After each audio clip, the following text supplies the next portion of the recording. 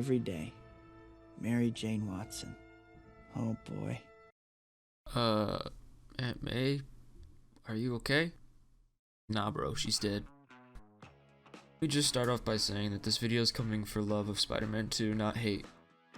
I grew up watching the Sam Raimi Spider-Man trilogy, and I love all three of them, and Spider-Man 2 is looked at as the best of them. Something that has always confused me though, is how people overlook the campiness.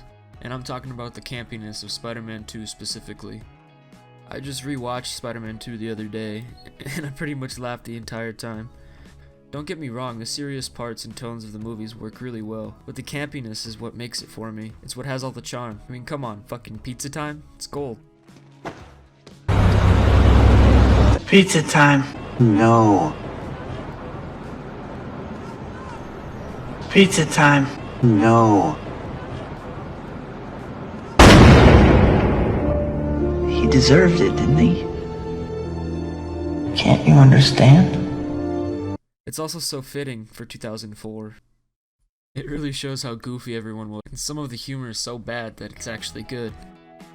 For example, has anybody lost a large roll of $20 bills in a rubber band?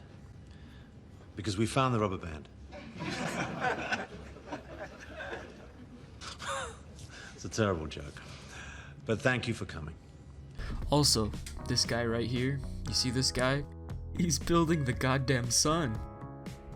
The power of the sun in the palm of my hand. And the whole subplot with Peter losing his powers is kind of dumb.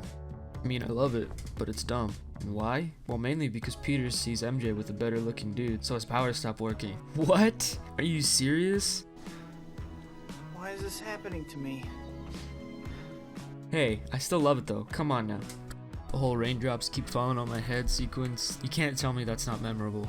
Also, this freeze frame that lasts for a second too long. Okay, so do you guys remember the bank sequence? Why is Otto throwing bags of gold coins at Peter? I thought this was 2004, not 1888. Is this Gringotts? Is that where they are right now? Are those galleons he's throwing at Peter? So now let's have a chat about our boy, Tobey Maguire. We love a 43-year-old high school student. It's never too late to get your education. I'm not going to lie, these movies are what got me into Spider-Man when I was young, but as I got more into the comics and other Spider-Man media, I realized Tobey probably wasn't the right choice. After Peter Parker gets bit, he's supposed to gain some confidence, be cooler, not that much cooler, but definitely not this cool. Okay, so Aunt May's kind of a dick. Peter gets some real heavy shit off his chest, and Aunt May basically tells Pete to kick rocks. Their chemistry just feels weird in these scenes.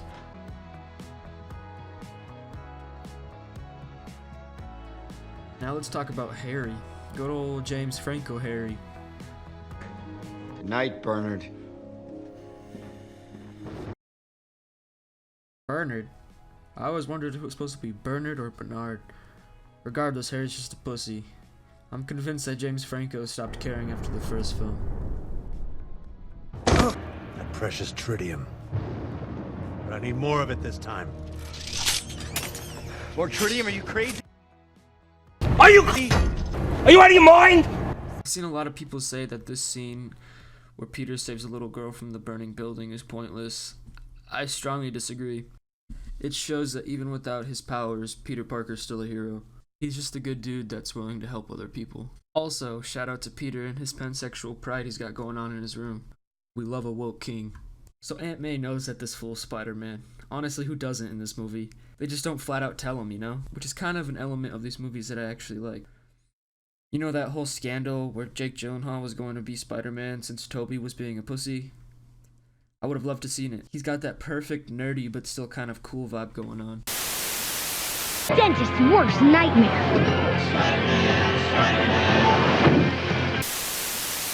Head back. Okay.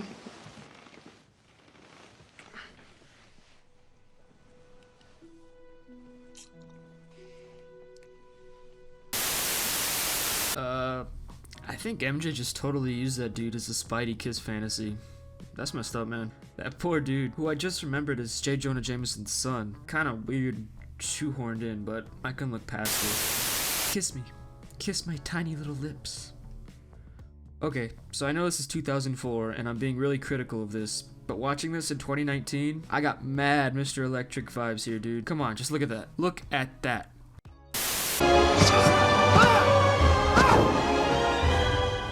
Some of the action here is really, really good.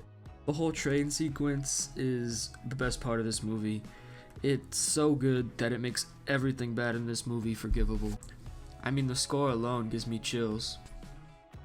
Even this face Toby makes doesn't really bother me. Well, you know, while editing this I started to stare at it, and now it's permanently burned into my brain. Every time I close my eyes, this is what I see.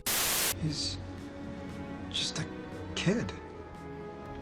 No older than my son. Well, your son must be close to retirement, because this man here is 42. But anyways, this scene is still just so good, you can't really knock it.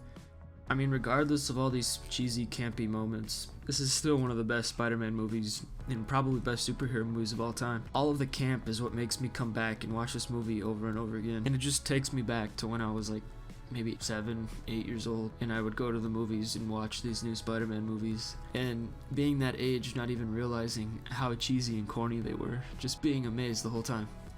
I think that's why I look back and have such an emotional response to these movies and nostalgia for them. I love looking at their flaws because they're funny, but I just wish Spider-Man fans were less divisive, because I love the new movies, but I also love the old ones.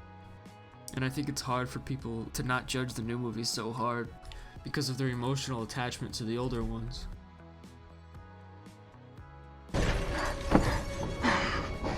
Hi.